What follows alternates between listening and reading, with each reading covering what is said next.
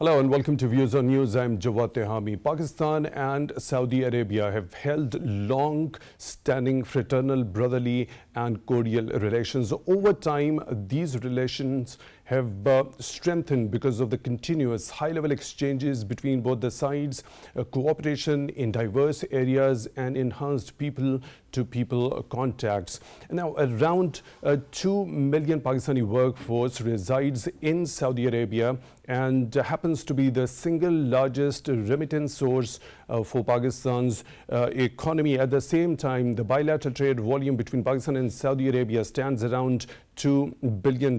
Now, as we speak, Pakistan's Prime Minister Shehbaz Sharif is headed towards Saudi Arabia on a two-day visit on the invitation of Crown Prince Mohammed bin Salman. And according to the Foreign Office of Pakistan, Prime Minister Shehbaz Sharif will hold consultations with the Crown Prince in order to strengthen the multifaceted fraternal relations between Pakistan and Saudi Arabia, especially in the economic field.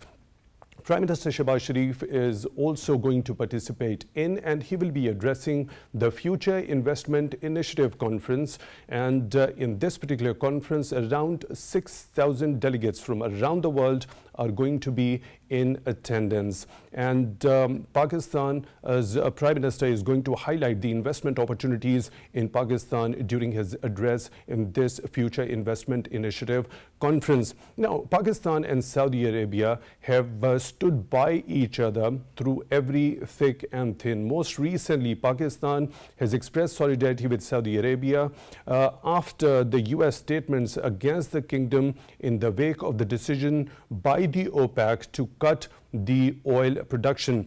We'll delve deeper into various vistas of Pakistan and Saudi Arabia relationship, and for that we'll be joined by an esteemed panel of guests. But before heading into the discussion, our production team has prepared a report. Let's watch that first. Pakistan's successful foreign policy engagements under the leadership of Prime Minister Shehbaz Sharif and guidance of Foreign Minister Bilawal Bhutto Zardari are establishing and strengthening Pakistan's stance regarding promotion of multilateralism and interdependency in the arena of international relations. In this regard, Prime Minister Shehbaz Sharif has left for Saudi Arabia on the invitation of Saudi Crown Prince and Prime Minister Mohammed bin Salman to attend the Saudi Future Investment Initiative Summit being held in Riyadh. While stating the significance of this visit, Prime Minister Shehbaz Sharif, prior to departure, in a series of tweets said that present state of the global economy needs new thinking and bold vision to overcome the irritants and forge new paths. Moreover, he added that the pandemic and climate-induced disasters have already put immense strains on the developing countries, and it is a high time that the world explores solutions to deepening challenges through candid dialogue. The Foreign Office in a statement said that during his stay in Riyadh, the Prime Minister will hold consultations with the Saudi Crown Prince to review the long-standing fraternal relations with a view to further strengthening the multifaceted cooperation, especially in the economic field. Earlier in this year, in view of the close historical ties and the Islamic brotherly relations between the Kingdom of Saudi Arabia and Pakistan, Prime Minister Shehbaz Sharif paid an official two-day visit to the Saudi Arabia, where the two sides reviewed historical relations between the two countries and the close cooperation in the various fields, as well as discussed ways to strengthen relations in all areas. In this visit, the two sides stressed the importance of strengthening work through Saudi-Pakistani Supreme Coordination Council, diversifying trade exchange between the two brotherly countries, and intensifying communications between the private sector in the two countries in order to discuss trade and investment opportunities and turn them into tangible partnerships. Just watch that report and let's jump straight away into the discussion. We are honored and privileged to have been joined in the studio on my right side, Mr. Sardar Yasir Khan, who is former President, Islamabad Chamber of Commerce and Industry. Mr. Khan, thank you very much for your time at Views on News. We really appreciate that. And we are also privileged and honored to have been joined by Mr. Shaukat, Paracha, senior journalist. Mr. Shaukat Paracha, thank you very much for your time also at Views on News. We really appreciate that. So let me begin the discussion with you, Mr. Paracha. Now, specifically talking about the significance of Prime Minister Shehbaz Sharif's visit to the brotherly country, Saudi Arabia.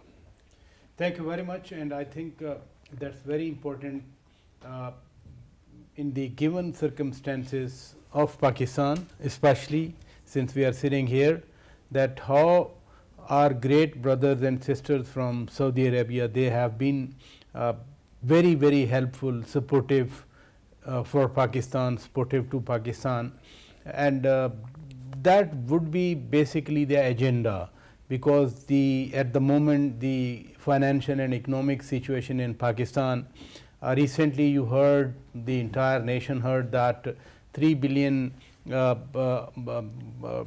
payment that Pakistan owed to Saudi Arabia, that was extended for another year. This is the pressure on the balance of payments of Pakistan. It's not the question of $3 billion or the question of Saudi Arabia assistance for Pakistan. The real thing is the strength in the relationship between Pakistan and Saudi Arabia. In the entire foreign relations of Pakistan, let me say very proudly that relation with Saudi Arabia does not have any parallel with any other country. The warmth in the relationship, the feeling of ownership, brotherhood, you know, that's unique. If you go to Saudi Arabia, you will feel over there how Pakistan is perceived. And when our great brothers and sisters, whenever they are in Saudi Arabia, they do feel so. So if I say it's a relationship of blood or relationship of friendship or brotherhood, it's beyond something. And Prime Minister is going there. Definitely there must be many things in his brief, for example, investment opportunities in Pakistan. Two countries, they have been talking a lot about setting up of a refinery in Pakistan. Then Pakistan has already been offering, and Pakistan has been eager to let Saudi Arabia be part of CPEC in any way, you know. Mr. Paracha, I'll come to these very important pertinent points you just put forth. Now, talking specifically about the timing of this visit by Prime Minister Shehbaz Sharif to Saudi Arabia, we have seen there's been criticism by the US regarding the Saudi decision when the OPEC Plus cut the oil production that would definitely start from November. So we recently saw there was a thaw in the relationship between Pakistan and the US. Do you think this particular visit, after there is an apparent rift between the US and the Saudi officials, it's going to have an impact on that one as well? Please understand that Pakistan's relation with Saudi Arabia, they are independent of any other relationship, be it in our neighborhood. I'm talking of Iran, for example, be it India, Pakistan's complex relations, or be it, you know, far away relationship compared to United States. Specifically on the OPEC, a kind of disagreement between USA and Saudi Arabia, Pakistan has categorically sided with Saudi Arabia. Exactly. The statement that you read just now about Prime Minister's visit to Saudi Arabia, 2 days back I think there was similar statement from the Foreign Office, and Pakistan not only rejected coercion against Saudi Arabia by any country, you know, referring to this OPEC issue, Pakistan also stated very categorically that we stand with Saudi Arabia.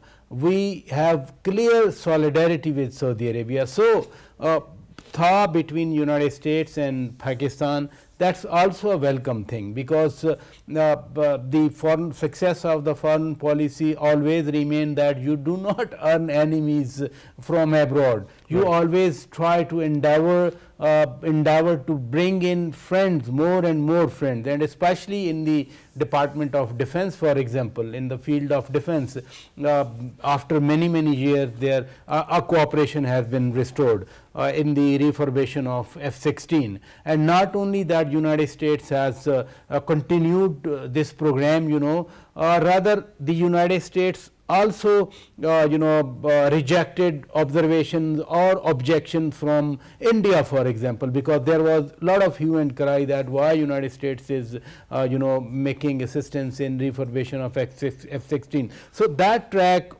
in the foreign policy continues, but at the parallel, for example, today even another statement by foreign ministry also condemned acts of terrorism from Houthis against Saudi Arabia. Right. So from economic perspective, from security perspective, and from foreign relations perspective vis-a-vis any other country, Pakistan is very clear. Pakistan is very categoric. Pakistan is not hiding its policy overtures that we stand with Saudi Arabia. That is a clarity on the Pakistani officials' side. I'll come to the clarity vis-a-vis when it comes to the US official side, because there has been very harsh statement by US President himself regarding Saudi Arabia in the wake of the OPEC plus decision of cutting the oil production. Let's go to Mr. Khan. So in terms of business activity and the bilateral trade volume between Saudi Arabia and Pakistan, currently it stands around $2 billion.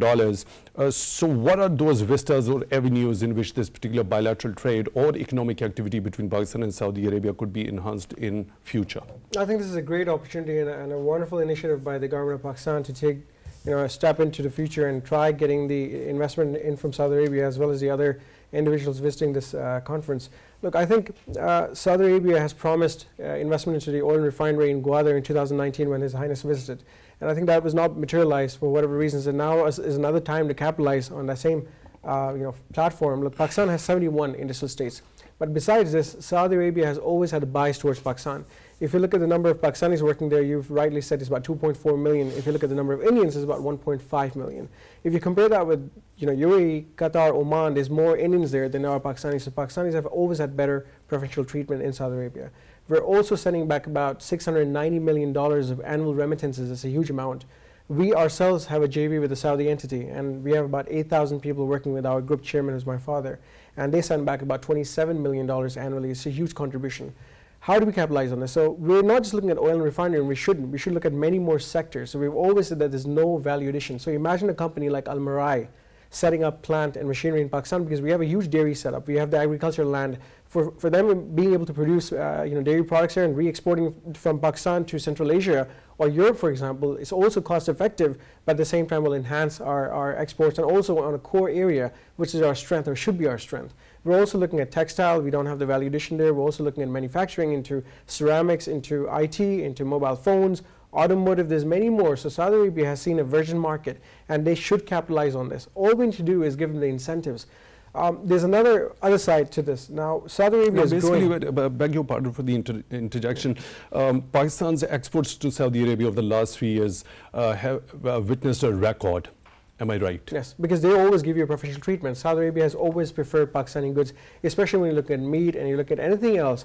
We've always capitalized on textile, but there's much more that we can do. We haven't focused on gems and jewelry. We haven't focused on minerals, and like I said, we haven't focused on IT. And Saudi Arabia is evolving at a very fast pace. If we look at transfer of technology, you're also looking at evolution in terms of e-commerce. You're looking at Bitcoin trading. There's much more. You're looking at forex trading, and those are services that Pakistan can easily offer. If we can allow companies from the U.S. and we're outsourcing, they're outsourcing their services in terms of billing to hospitals, there's much more than that we can offer to Saudi Arabia. But it's just a matter of connecting with the relevant sectors. So our counterparts sitting in Saudi Arabia need to travel to Pakistan, or we travel to Saudi Arabia and introduce ourselves to them, tell them what we're able to offer, how much more we're able to give them. For example, if you're looking at agro, there's so much in terms of fruits and vegetables that we can supply without having to worry about the cold storages, because it's a nearby location. It's only a 2.5-hour flight getting from here to Dammam, for example, going to Jeddah, going to Riyadh, and we're not capitalizing on this. We're talking about Europe, but what about Saudi Arabia, which is right next to us? And Saudi Arabia could be a hub for us. We're able to feed the rest of the world if we get Dubai on board. We have Gwadar, we have Qasimport on board, but it's just a matter of setting up alliances. Look, there's what are the future prospects? In what areas do you think the potential lies the most?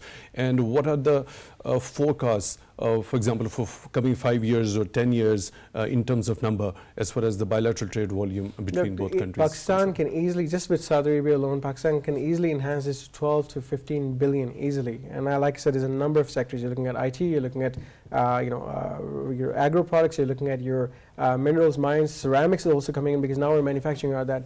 our ceramic product lines in Pakistan. We've got 4 factories here from China. Mobile phones is another one. So we can compel Saudi Arabia to buy from us. Handicrafts is a $600 billion market worldwide, but we're not focusing on that. There's much more that can be done. There's another area that I want to touch. If Saudi Arabia sets up manufacturing in Pakistan, Saudi Arabia itself is developing into a huge hub. They've got a major project coming up as Neom City. Now, Neom is going to be a landmark project, multi-billion-dollar project. We can actually have contractors from Pakistan moving there and doing contracting work. There's so much, this is just the tip of the iceberg, there's so much that Pakistan can do with Saudi Arabia as an alliance, as an affiliate, as a partner that we haven't even looked at yet, and this is an ideal opportunity to capitalize on that. Right. Mr. Paracha, when we talk about Pakistan's workforce that is residing in the Kingdom of Saudi Arabia, they happen to be around 2 million. As you already mentioned, it is around 2.4 million. Now, I was reading a couple of reports that categorize this workforce as semi-skilled or no skilled at all, and they've got very lesser sort of a skill set with them.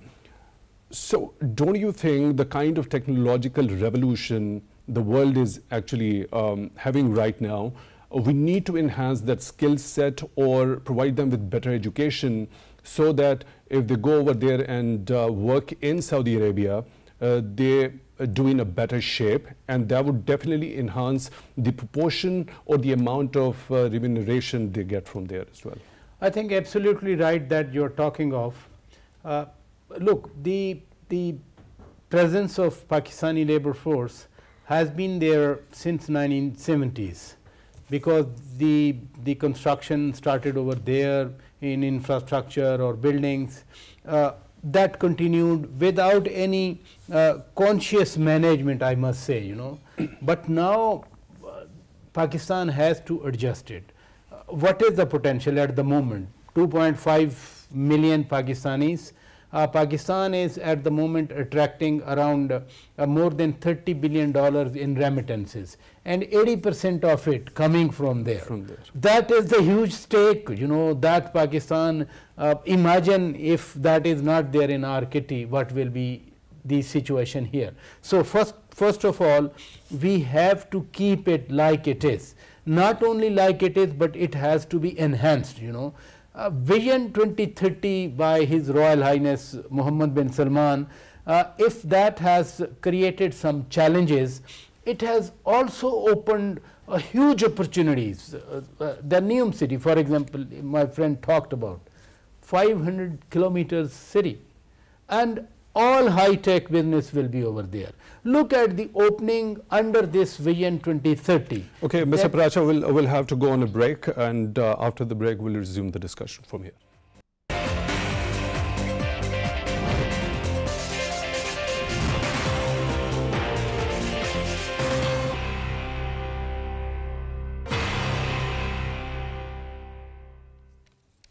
Welcome back to Views on News. As you just saw, Pakistan's Prime Minister Shehbaz Sharif has landed in Saudi Arabia, and he is going to hold consultations with Saudi Crown Prince Mohammed bin Salman, and he is also going to participate in and address the Future Investment Initiative Conference. We have been discussing in Views on News with our panelists, Mr. Shaukat Paracha, who is a senior journalist, and Mr. Sardar Yasir Khan, former president, Islamabad Chamber of Commerce and Industry, this very visit by Prime Minister Shehbaz Sharif. Mr. Paracha, before going on to the break, we were discussing the potential of Pakistani workforce who can contribute by residing in Saudi Arabia, not only to Saudi economy also, but also sending back the remittances.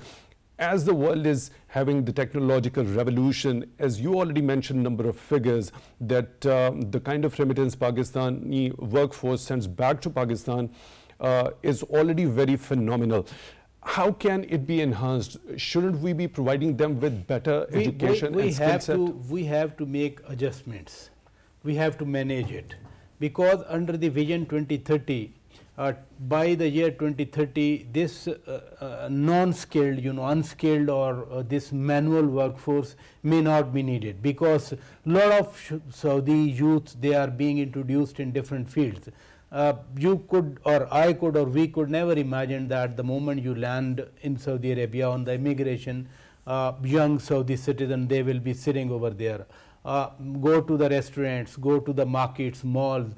So the young people, they are visible, they are visible in large numbers. We have to adjust in a way that technology, for example, as you are talking about, technical expertise, for example, they will need, after 5-6 years, they will need huge number of people, but with skills in different fields. For example, IT, future is IT. We are already rather post IT revolution that we are passing through, but these skills will enhance, they need enhanced skills in different fields. Neom city, for example, if that's replicated in different other parts of Saudi Arabia, Dammam to the east, and then King Abdullah economic city on the west, this whole is the horizon. As economic development gets faster in Saudi Arabia, they need technicians, they need engineers, they need IT specialists, and trust me, I can say with full confidence that Pakistan remains #1 priority for Saudi Arabia. Right. So are Pakistanis doing enough in order to grab that opportunity which NEOM in specific, when we talk about, that offers? If we are not doing, we should do it. You just saw when Prime Minister was disembarking, our ambassador to Saudi Arabia, Amir Khurram Rathore Sahab, he went into the plane and accompanied the Prime Minister. He is already working on these lines. Once I had a meeting with him and he elaborated his vision, and I was really impressed that at least our officialdom, our official machinery, they realize the challenge. It's not that you and I and Sardar Sahab we are talking about. If there is some conscious thinking over there in the official machinery, they can be slow or fast, as per our own understanding, but a feeling of having a consciousness in that direction, that is basically needed, so that we can mold our own priorities as per their, requirements. Right. This has to be done. Right. Without, modifications of our own, export of manpower or other exports, things will get stalemate. That should not be done. Right, Mr. Khan, your take regarding, in order to build a better workforce, in order to grab that opportunity that NEOM actually offers? I think we're missing out on the segment. I think we need to create specialized skilled staff, skilled human resource. I'll give an example. Our own chairman has sent back 1,000 visas right now to Pakistan for Pakistani workforce, and I know how difficult it is to convince the Saudi government, because now we have to buy these visas for the companies. It's no longer as easy as it used to be. The reason is they're compelled now and inclined towards Philippines, Bangladesh, and India, because the human resource is far more skilled. So we need to focus on mechanical engineers, civil engineers, electrical engineers. We need to focus on medical staff, paramedical staff. We need to look at the other workforce, the other skill set, for example, the carpenters, the mason. That's what's going to be required as far as the infrastructure development is concerned. So is there any initiative, the likes of business community or the trade associations have done in order to develop a better workforce? Unfortunately, it isn't. Even for us working locally in this sector, real estate development or any other sector, we have 50, 60 allied sectors. Unfortunately, that level of development, that level of skill set is not available even locally. So if we have specialized institutes working on building this sort of human resource, one, it'll be utilized in Pakistan, and two, we can then export that human resource to the world and tell them that these are the Pakistanis. Look, in terms of medical, that's a future. There's another area I missed in terms of investment. We haven't looked at furniture, and furniture, right now in Saudi Arabia, majority of it is being brought in from China. If Pakistan is able to capitalize on this, we have solid and far better quality furniture in Pakistan. We have surgical equipment. Pharmaceuticals is another area, and these are the sort of investments that we need to bring in. So your question with regards to human resource, we have plenty of it. 227 million people, and Saudi doesn't. Saudi Arabia is only about 34 million people at the moment, and out of that, it's only about, let's say, 20 million, 16 to 20 million, which are their own, the rest are all expatriates. So Saudi Arabia needs human talent from the rest of the world, especially Pakistan. They always give us a favor, and like I said, we have a what's specific the business community could do in order to improve the workforce from Pakistan? Look, I think we should form joint ventures. With our human resource that we have, we know how capable they are. We can't send just raw talent to Saudi Arabia. We'd rather do JVs with them and take our staff and our supervision to make sure that we're able to deliver on our commitments. If they get a negative experience, they'll never use this human resource. They'll divert to other countries. We don't want that. We don't want to lose this relationship that we have with them. So our credibility is at stake. So I think with the companies that we have in Pakistan in terms of contracting, consultancy, let's do JVs with Saudi Arabia. We can deliver far better as opposed to taking a risk and just sending raw human resources. So the kind of areas you just mentioned, they all relate to education in one way or the other, Absolutely. right? So is there any liaison by the business community in Pakistan with the academic institutions so that such a workforce could be? Absolutely. We have a huge focus and emphasis on academia-industry linkage, but that's going to take time. This is another 5 to 10 year that you're looking at for a cycle. All the graduates that are coming in, all the programs that are being initiated now, at least 3 to 4 years for them to complete. The next generation that we have in Pakistan is far more technical, far more capable, but we don't have 3 to 4 years or 5 years of waiting. With the sort of human resource that we're producing at the moment, you have children that are working on blockchain technology, you have children that are working on software development, you have children that are diversifying into all these different prototypes of products and services that are now becoming indigenous in Pakistan. But we can't wait for that because Saudi Arabia wants it now. They're seeing a revolution within the next 2 to 3 years.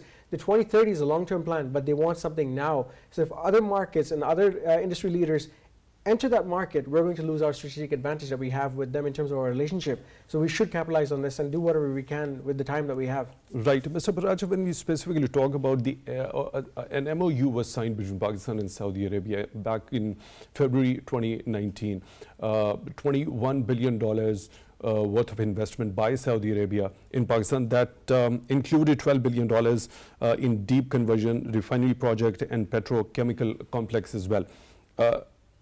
It's been almost 3 years, over 3 years now.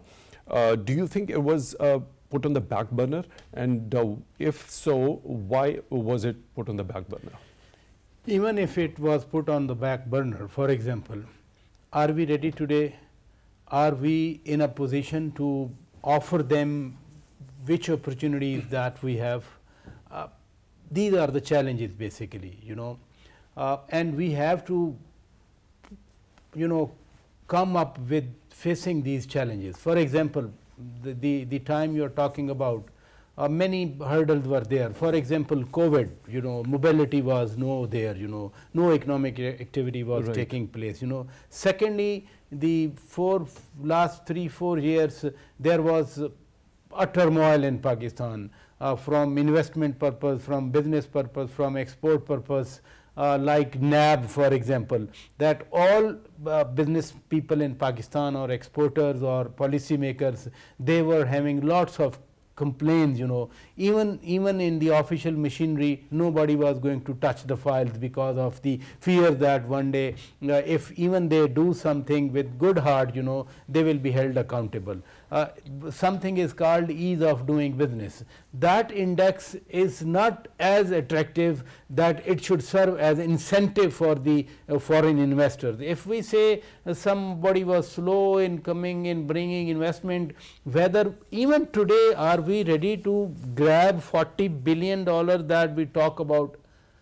We have to do a lot, if we want it, otherwise he is very right. The world is open, the investor needs profits, if they feel that their investment is not secure, if their profit return is lower, or if it involves a lot of risk, nobody will come, whatsoever the strategic relationship that you have with other countries. So when Prime Minister is there, accompanied with the finance minister and the defense minister, they should have in their mind, and it's good that Prime Minister Shahbaz Sharif is known for his proactivism in terms of administrative reforms or right. administrative skills. Second important thing I also want to mention here, that I also heard Crown Prince Mohammed bin Salman, His Royal Highness, will soon visit Pakistan. He will be here. So the tempo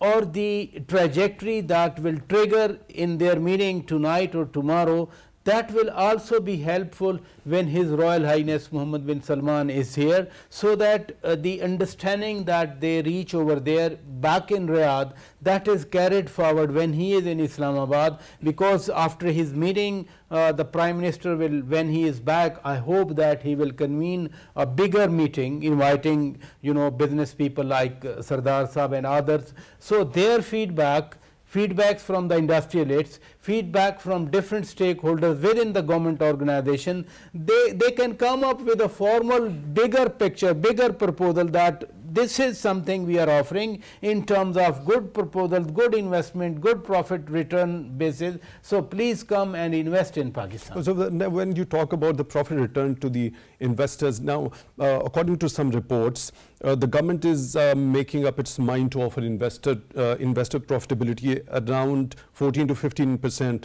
That is much bigger as compared to the previous one, which was offered around 9%. So there is, of course, an increased investor profitability in this particular. Obviously, you know, but at the same time, you know, the problems in Pakistan, if there is 15%, you know, markup, you know, domestic investors, you borrow 100,000 rupees and you have to give back 15,000, you know, what is left for you? That's exactly as the earnings. So the only option at the moment, you know, there has been another factor which is in favor of Pakistan.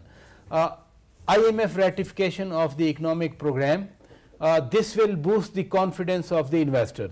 Second is Pakistan, alhamdulillah, coming out of the grey list, that the economic or financial design pattern, you know, they are out of any risk or any insecurity. That should also help, but it needs proactively approaching them, you know, like the Prime Minister has been there. Prime Minister is also supposed to visit China very soon. Chinese investment, Saudi Arabian investment, and there was a proposal that there should be some joint ventures. Exactly, tripartite ventures. I'll come to this very particular point. Let me take Mr. Khan's view on this. The enhanced investor profitability, especially when it comes to the Saudi Arabian investment in Pakistan, when we talk specifically about that MOU which was signed between Pakistan and Saudi Arabia, how Pakistan can ensure its interests or its business community's interest is also secured. Look, basically, when they talk about 21 billion, it's peanuts compared to their capacity. Saudi Arabia has a very old program called the PIF Fund, Public Investment Fund, and currently at their discretion and their disposal, they have about $620 billion, which is the size of the fund. If Pakistan is able to capitalize on this, now this fund comprises, His Highness is the one who's leading this program, Mohammed bin Salman is leading the program, but it comprises of different entities across Saudi Arabia. If we're able to compel them that we need to disperse cash, because again, like he's rightly said, we're talking about 17% net markup. If they were able to bring cash from Saudi Arabia, we do a joint venture, and we have enough liquidity in Pakistan ourselves, we wouldn't be borrowing from the banks. So that net 14-15% is actually minimal. Maximum, you can look at 30-40%, especially depending on the size of investment and type of project. Imagine hospitality, tourism. Saudi Arabia doesn't have much of it. Pakistan does. Pakistan has all the 4 seasons, and Pakistan has adequate venues, adequate locations, and geographic diversity all from Sindh, Balochistan to AJK and KPK. So you get all 4 seasons, and you have the population as well. So domestic tourism is first and foremost, immediate clientele, and then you get the international tourism. You can also capitalize on medical tourism because we have the human resource, best doctors. We don't have the right facilities. So a lot of Saudis are actually traveling overseas to get their operations done. Imagine if we were to have the right care. Imagine having a John Hopkins setup in Pakistan. Imagine having a King's Hospital setup in Pakistan or a Harley Street setup in Pakistan with our doctors, but giving them post-care. So Saudi Arabia needs to be compelled on a very fundamental thing, ease of doing business, one window, and tell them that, you know what, we'll give you a 10-year tax holiday. That's how you compensate for any other areas in terms of financing, or if you think the profitability is low, you tell them, you know what, we'll give you a 10-year tax holiday. What else can you ask for? Because we need FDI for Pakistan to stabilize. Again, with the reserves being at 8 to 9 billion, if we're going to get out of this bubble and we're going to get out of IMF program, the only way is FDI. If Saudi Arabia invests significantly in all these sectors, manufacturing, industry-wise, Pakistan's industry is only contributing about 22% in GDP. What do you think? What stops the international investors to bring in the cash inflows in Pakistan in terms of foreign direct investment? Since we were the frontline ally on the war on terror, and Pakistan used to have frequent terrorist attacks, but that security situation has improved completely. Yeah, but geopolitical risk is still there. Political stability. But geopolitical risk always is not exclusive with Pakistan. It is with a number of other countries as well. But then there's a political stability. They need to have political stability. All these riots and protests needs to stop. Consistency and continuity of policy. But these protests are also happening in a number of other countries in the region. Let's suppose our neighboring country in the east as well. But it has to stop. So this is a deterrent. Mr. Paracha, what's your take on this? I mean, political polarization or the heightened temperature is not exclusive to Pakistan. So what stops the international investors to bring in the cash inflows into Pakistan in terms of foreign direct investment? You're very right that political turmoils could be in other countries as well, and that would be even in future in other countries as well. Look behind 20 years, how we passed these 20 years. Fight against terrorism and just tarnishing everything, you know. I mean, this country contributing 80,000, more than 80,000 lives in the fight against terrorism, suffering a net loss of more than $100 billion. If it's a matter of contribution by us, it also tells the investor that something is wrong there, you know. I mean, security is number one, far more important than profits, you know. If your life is secure, then your profit is secure, you know. So if there was terror going on, bombing going on, blasts going on every day, you know, from Karachi to Peshawar, you know, it is naive to think that investor will come. But if you can bring in the cricket teams back to Pakistan after you've won that war on terror successfully, and the world has acknowledged Pakistan's contribution in the war on terror, and finally the cricket teams are coming back to Pakistan also, why not the investors? That's what I was coming to, that it will take time. You know, if a foreign cricket team is there, look at the arrangement of the security. So can we arrange for every, you know, worker coming from abroad? And please don't forget what happened with Cynthia Kumara in Sialkot, you know. One incident destroyed your reputation for 10 years, you know. One incident, one human being, you know. Hostile media is there. The news emanating from Pakistan, they are seen in continuation of the turmoil that we have passed through. But alhamdulillah, that time is over. Now Pakistan is far more secure than many countries, you know, not only in Asia or Africa, but secure than many countries in the Western world. However, we need to tell our stories. We need to tell our positive stories in a way that we are as normal as other countries.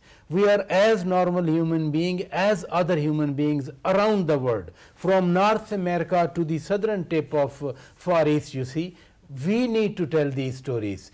And for that, we need to make our country very normal, very, very normal. That when we compare that there are political sloganeering in other countries, they don't raise slogans for jihad or for, you know, inqilab or for toppling over everything. Right. Political activity, political rights, political, you know, gatherings, they are very much normal. But when we raise slogan that we will just destroy everything, I mean, who will come then? Okay, Mr. So Paracha, multiple messaging from very proactive perspective that is consciously needed from Pakistan. Right. Now, specifically when you talk about last 20 years in Pakistan, Pakistan fought the war against terror, won it successfully. That was the kind of a catastrophe for Pakistan's economy, as over $100 billion losses to the economy. Then came the COVID-19 pandemic. Another natural catastrophe Pakistan has to endure. Now we are struck by the devastating floods. So if such type of catastrophes are going to happen in succession, so it seems to be a far-fetched thinking for Pakistan to have that scale of foreign direct investment. The good thing is, the good thing is that despite all odds, we stood firm, and we are standing firm. Not only that we won against the terror, it is very rare in the world that any country has won like Pakistan security forces, Pakistan police, Pakistani citizen, they fought and won. We never ran away, you know, we never hide our faces from terror. and even the ramifications of terror, they are still heard in Swat and other areas. But this is not as much the danger or threat as it used to be 10-15 years back.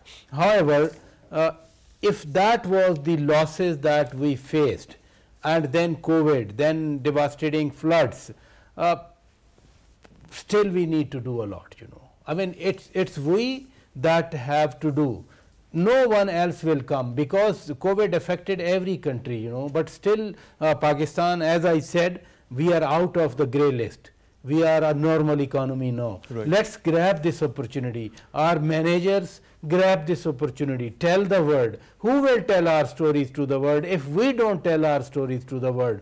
But unfortunately, as Sardar have rightly pointed out, negative stories emanating from Pakistan, they get the maximum coverage. Positive stories about Pakistan, they are they need proactivism, you know, right. Proactivism from all classes of Pakistan. Right, Mr. Shaukat Paracha, senior journalist, thank you very much for being with us on Views on News. Really appreciate that. And Mr. Sardar Yasir Khan, former president, Islamabad Chamber of Commerce and Industry, thank you very much for your time also. We had a wonderful discussion with both of you gentlemen. Thank you. As you saw, our participants are very much hopeful that this particular visit by Prime Minister Shehbaz Sharif to Saudi Arabia is going to open new vistas of cooperation between Pakistan and Saudi Arabia. And there are also reports that His Highness Crown Prince Mohammed bin Salman is also going to visit Pakistan in November, and that particular visit is going to be of utmost importance as well, since Pakistan and Saudi Arabia have stood by each other in through thick and thin. So there happens to be a lot of potential when it comes to enhancing not only the bilateral trade volume between Pakistan and Saudi Arabia, but also further cementing and enhancing the people-to-people contacts. With this, we come to the end of today's Views on News. Until the next one, take good care of yourselves.